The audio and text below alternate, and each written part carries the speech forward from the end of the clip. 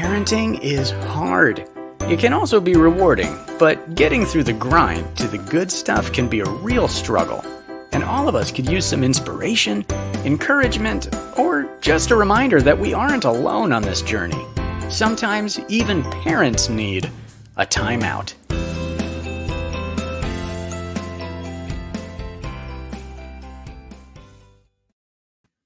Welcome to Parents Time Out. This is the time during the week where we take a deep breath, sit in a chair, and we get together with other parents to share ideas, to learn from each other, and just to build community, because parenting is done best in community. We do not want to parent in isolation. Parents, when I say things like sibling fights, bickering, whining, anybody have those kind of issues in their home? Anybody have those issues in the past 10 minutes at their home? Yes, we deal with all of those. So tonight, we're going to be talking about how do we coach our kids and address misbehavior while also building strong relationships with them. And I'm really excited to have Jen Powers with us tonight. Hi, Jen. Hi. She's the executive director at Tried and True Parenting. She's a parent trainer. She's a trust-based relational intervention practitioner, which works with that's great training on kids from trauma. She was an elementary school teacher. She was a children's pastor, and she's currently a parent educator. She's also a mom to two kids, a girl and a boy, and she's married. And she also, her home is a place where young adults who don't have family in their life, they kind of come in when they need some family time and live for a while. And then sometimes they leave for a while. So you have a lot going on at your house, Jen. Oh, we love it. We love it. It's fun. Well, thanks for being with us tonight. Is there anything else you'd like to say about yourself or anything you'd like to correct that I said in the intro? No, you covered it. Great job. That was very sweet. Thank you. You have a long list of credentials. I didn't even read them all. But as we're waiting as people are popping on, I want to ask you a question. And parents, if you're watching, I would love to hear your response to this too. And that is, what is your biggest challenge in managing your kids' behavior? And Jen, you're a parent coach, so you probably don't have any challenges in managing your kids' behavior. No, of course not. Right. Yeah. Oh my gosh.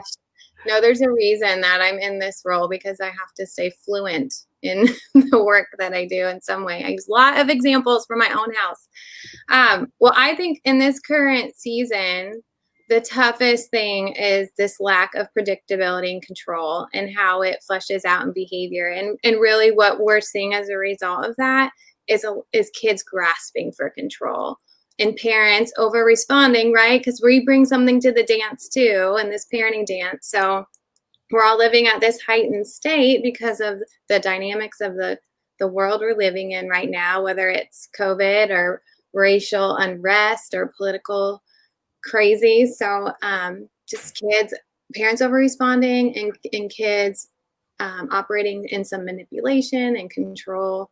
So we're tending to those sort of things a lot, helping parents get through those moments, not just survive it, but thrive in it. That's right. And parents, we'd love to hear what your biggest challenges are. I love what you said, Jen, as far as our kids over respond and then we over respond.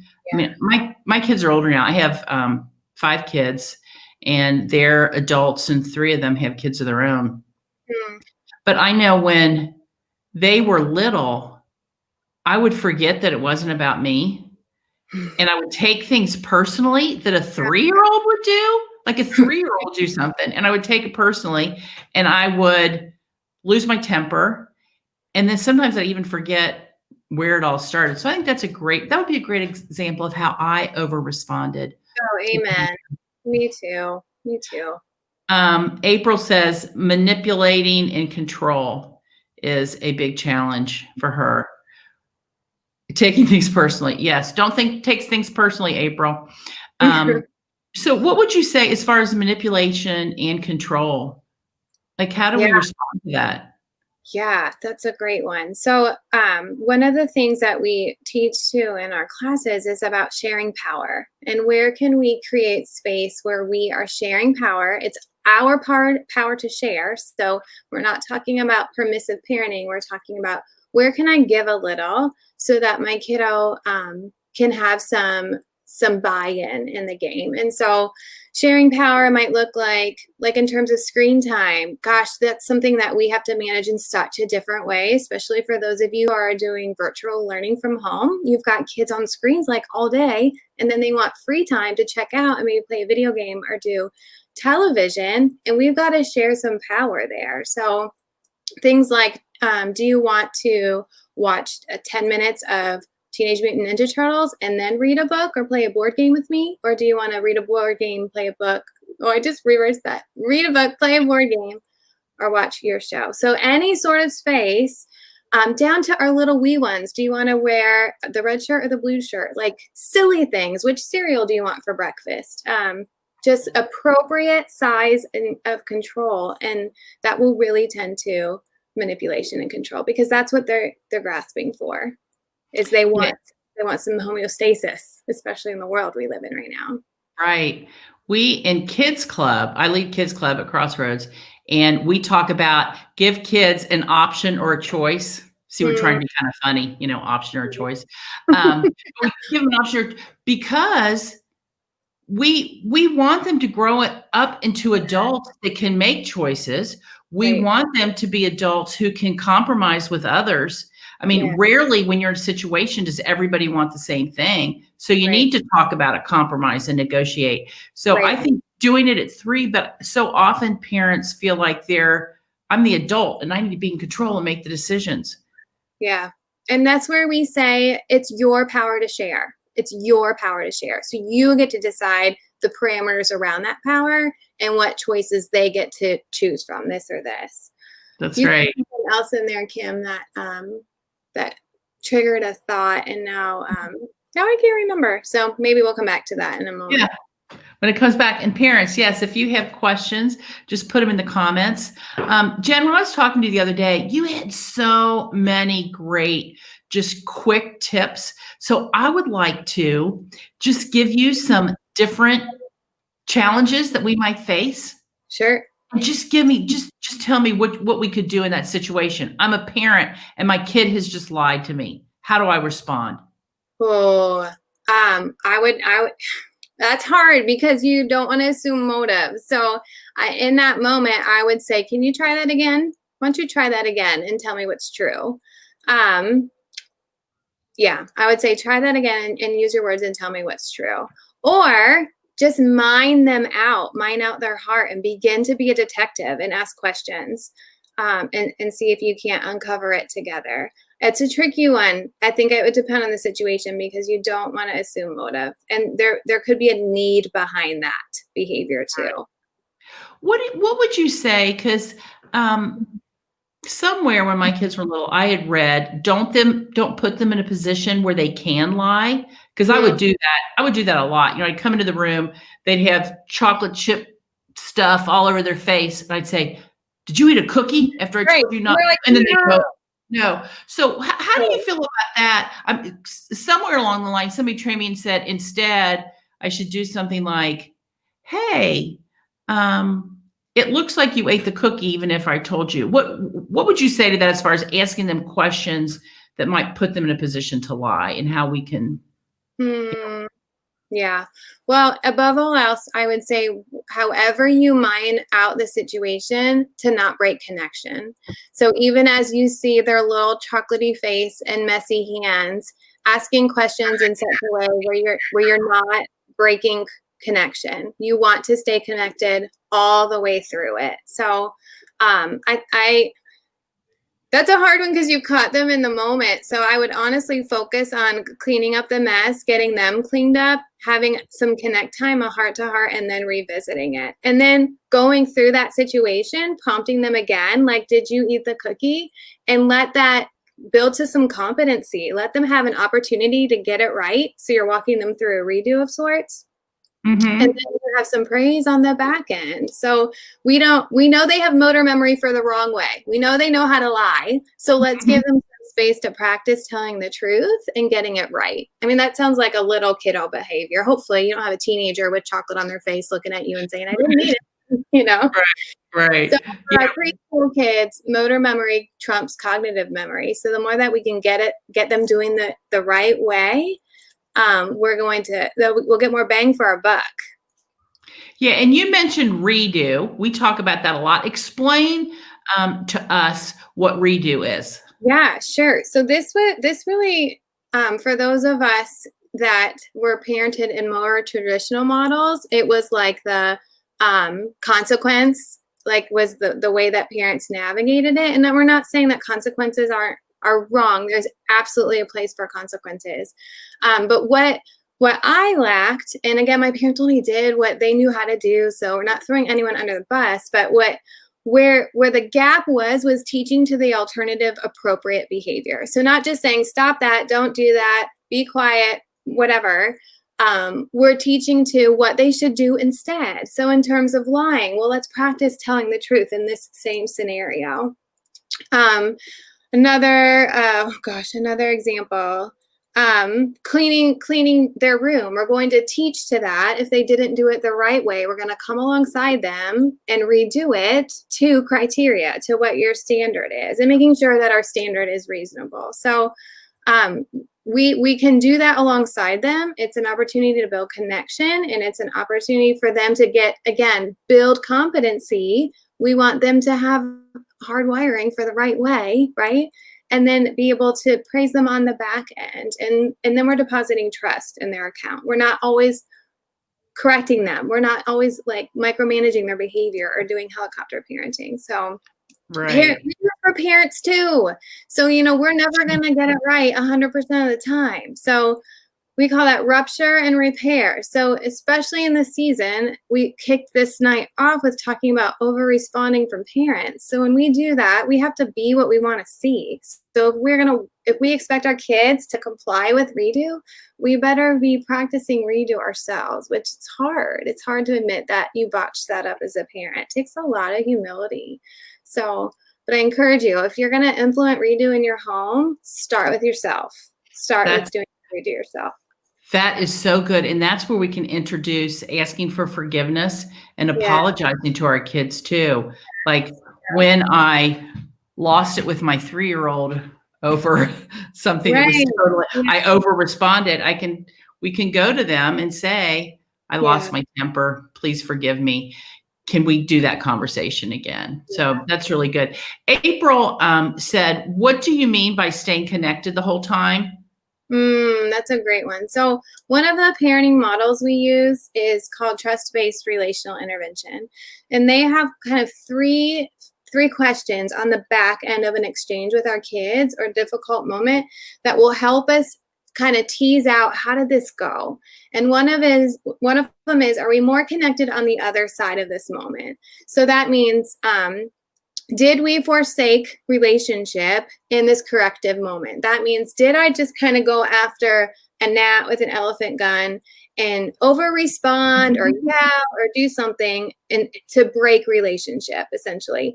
And then the other one is competency. So it's like, do we teach them the right way? And did they walk through a redo? And the last one is content. Is my kiddo content? And am I content? They're content because they feel successful having gone through the redo, and I'm content because I helped them. So I know I gave you more than you asked for there. You just asked about the connection piece, but those are the 3 C's that speak to what you want on the other side of a hard situation with your kids. Great. Thank you. Okay, here's another situation. Your kid will not talk to you. Let's say it's a 10-year-old. Absolutely won't talk to you. All you get is 1-syllable responses. What do you do as a parent? Is somebody in my home watching what just happened like 30 minutes before the start of tonight? Because for real, that's what happened. So that's a good one. I was actually talking to a colleague about this today, because we have 2 children that are polar opposites of each other, and we share the same sort of makeup of kiddo, even though they're opposite genders. And we talk to this a lot because we're like, same house, same parents. How does this happen? Anyway, what we've discovered is pursuing them and letting them know you're here and you're ready, but giving them that space. Like I have a kiddo who is a kind of like when things kind of go off the handle as a forest fire. And then I have another one who's a brush fire. And the brush fire kid like just has to get it all out and then comes back down rather quickly. My 10-year-old is a forest fire kid. She's a long, slow burn. And in that burn, she's got to have some space to like gather her thoughts and come to the table on her own terms when she's ready. And to not break connection there, because too much time can look like I'm dismissing you. And then we hit the shame core. I just do real quick check-ins like, hey, I see you. I see you coloring. I see you drawing. I see you writing in your journal. I'm here whenever you're ready. So I think the mistake we make as parents, well, I've made, let me just learn from my example, is I pursue and pursue and pursue because I'm uncomfortable and Yes. I want it to bring it full circle. And then I force the issue and then we're up here again. When really, if I just would have honored her to give her some space, it wouldn't have turned into such a big ordeal. So I found that, yeah, it's me that wants the connection. They just actually, they maybe are just having a day where they just don't need to be using a lot of words this day. Totally. And so I need to find somebody else. I need to find a friend or a neighbor and go get my connection and loving there because it's not about me, it's about them. And they always come around. And it's usually when you least expect it. And it surprises you, but yeah, I mean, that's in our case, at least she will always come around and it's usually a couple days later. So and then you got to be present, right? You got to like take the bite and take them up on it when they're ready to dive in with you. It's hard. Those kids with few words, you're like, do you love me, like me, tolerate me, hate me? Like which one? Not great. That's right. Well, you're talking a lot about TBRI, which is trust-based relational intervention, which was really founded by Dr. Karen Purvis, who worked with kids from trauma. She was really a pioneer in how we respond to kids who have been through trauma. And Beth just put in the links a link to Empowered to Connect because somebody, I think it was April, was saying she wanted to read more. And if you go to that website, Empowered to Connect, they have all kinds of articles and videos and just some really short things on the power of yes or connect before you correct or redos. So check that out. That's a great resource. That's a fantastic resource. Absolutely. Okay, let's look at another behavior that might be challenging. And that is a kid keeps nagging for something you've already told them to. But can I have a cookie? No, I just told you can't. But please, can I have a cookie? I would think probably the response is not to just yell, get out of the kitchen, I'm not giving a cookie. Could you give us a better strategy? That may be what you want to do. So let's validate that, how unnerving it is when they ask and ask and ask and ask and ask. But in this model, one of the things one of the tools they offer to us is called life scripts. They're also called preventative prompts. They're things you teach to at a neutral time to help you get upriver. So I'm saying that and giving you that in advance because I would caution you to throw out something like use your words, stay in your lane, something like that before you teach to it at a neutral time. So in this case, I would use that constant nagging, the constant asking, asked and answered. So you give them their answer one time, and then instead of saying, I've told you this twice now, or 3 times now, or stop asking, you simply say in a real neutral tone, asked and answered, buddy, asked and answered. And then eventually, as you put that into motion, they'll stop asking. And it keeps us from, again, over-responding, over-consequencing, and all those things that get us in trouble because then we can't keep to it. Yeah, I think those life scripts are so helpful. And so parents, if you're watching, I would suggest figure out the behavior that is the most annoying that your child does, whether it's whining or trying to be the mom of the other siblings or whatever that behavior is, and come up with a 3 or 4 word script and then just train them on what that means. And then like Jen said, then just say, asked and answered. You don't have to do that. That's great. We have a question from Aaron. 2-year-old's all about independence. Sometimes he laughs as he chooses bad behavior after we offer a redo or give him other options. What are next steps? Okay, so Oh, that's a hard one, especially the kiddo that laughs. Not only are they making the wrong choice, but then they laugh in the moment. There's nothing that will cause more fury or my blood to boil. So I feel you, mama or papa. I'm not sure who submitted that. Mama. I would say what they, and again, in TBRI, it's just our favorite model. Even if you're not parenting a kiddo from a hard place or from a traumatic history, we still believe like it's beautiful. It's a beautiful model, and it's a positive way of parenting. So a lot, again, I know that they laugh at redo. I know that you're seeing like them kind of brushing off and not wanting to engage. I would say then that's not a neutral time. So yes, I would pursue that time in. And again, this is more space where we want to remain connected. So you're really coming alongside them side by side, and we call it co-regulation. So self-regulation is calming yourself by yourself. So even though he's laughing and he might, have kind of like a bouncy, giggly spirit, he's still not complying. At least you're not seeing like, the meltdown and throwing things across the room, but he's still not able to self-regulate.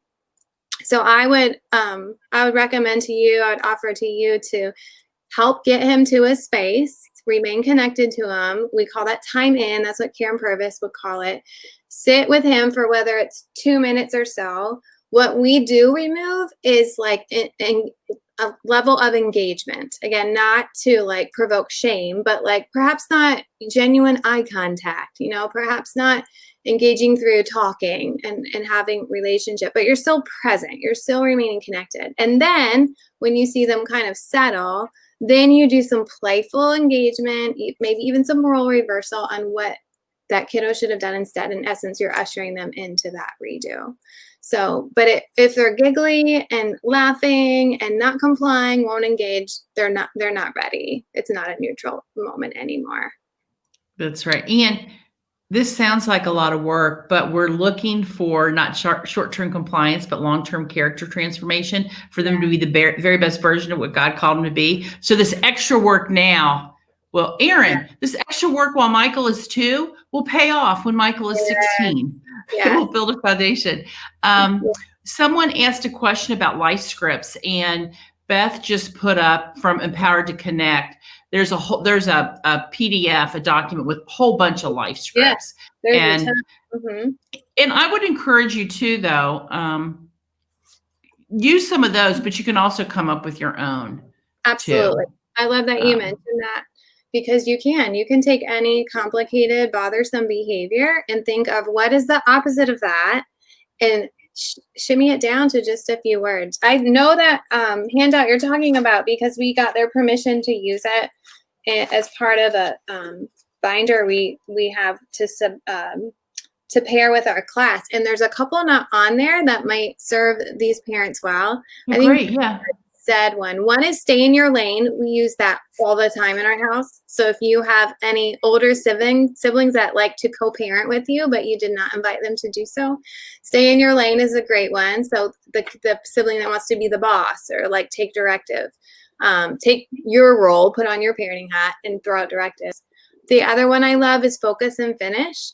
So for that kiddo that zones out or is swept up in a toy and you're transitioning them to another activity, you say, focus and finish your task. Come on, put your shoes on the shelf. Focus and finish your task. Instead of, I'm tripping over your shoes, or you still didn't do what I said for you to do. Focus and finish, especially in the mornings. That one serves me well with my kiddo that just takes a long time to wake up. She'll get one thought by the time I have like breakfast and lunch is made, so.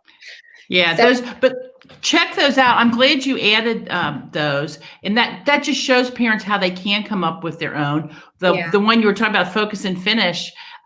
In my house, we did stay with me. Oh, that's because it's just it's like, whoa, where are you going? Stay with me.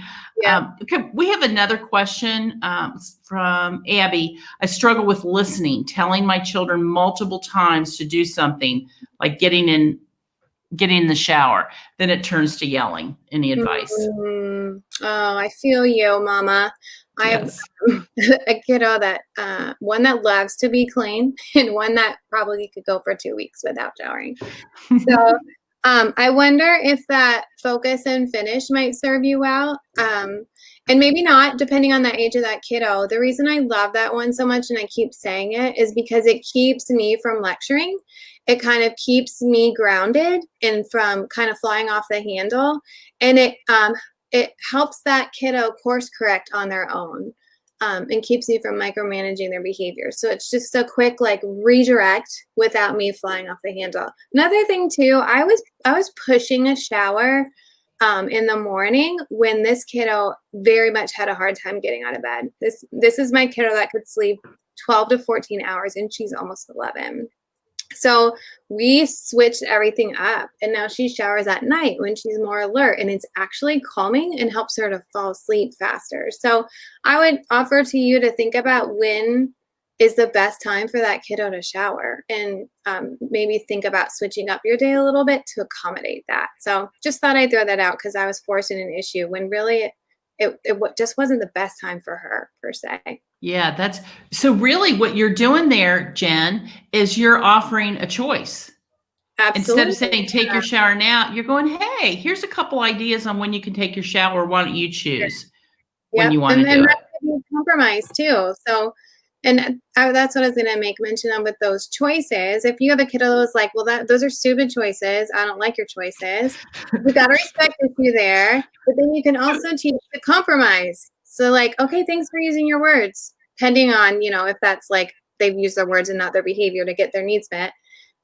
Absolutely, we don't tolerate disrespect, but teach to a compromise and say, okay, can I just have 5 more minutes to text on my phone or to have a snack before the shower? So again, the heart is to not break connection.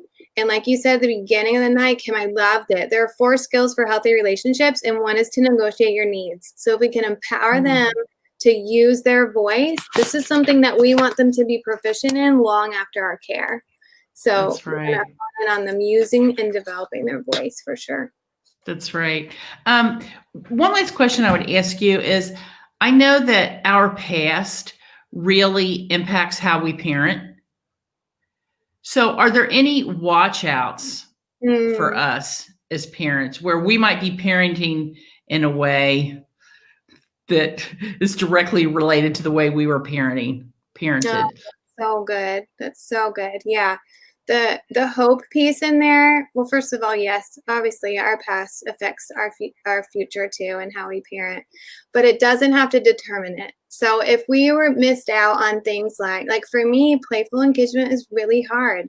And it's because my parents worked their tail off at providing for me and maybe didn't even have the skill set to engage because it wasn't done with them too.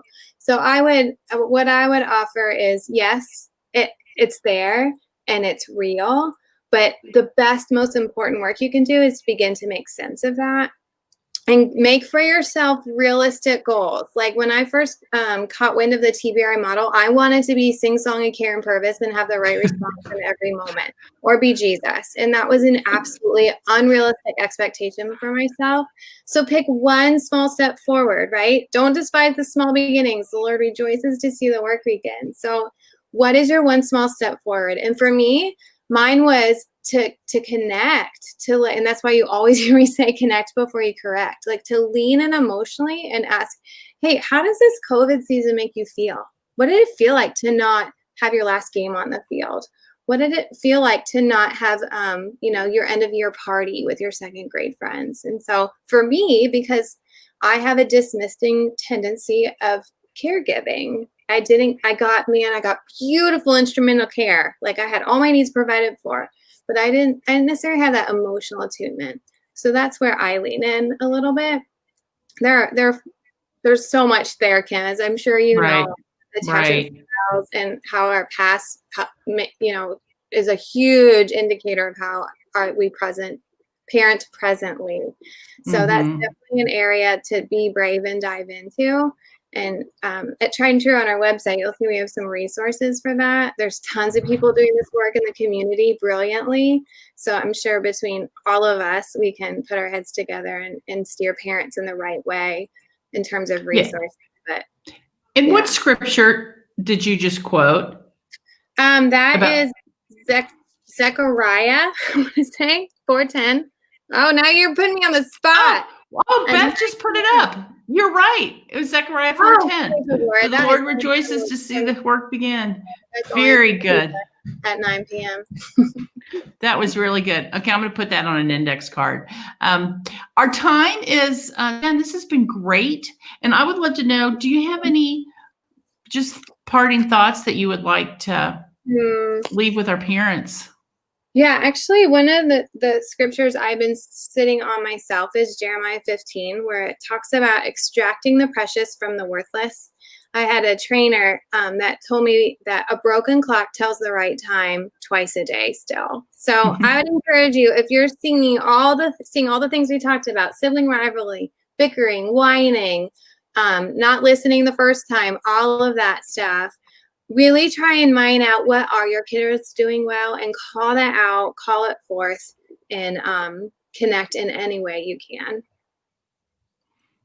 Yes, connection. That's because that's the way the Lord parents us. He's looking for connection. He's not expecting perfection. He gives us redos all the time. Yes, he blesses us and extends grace when sometimes when we are disobedient. Our ugliest of self. Yeah. That's right. The most unlovable. He extends love.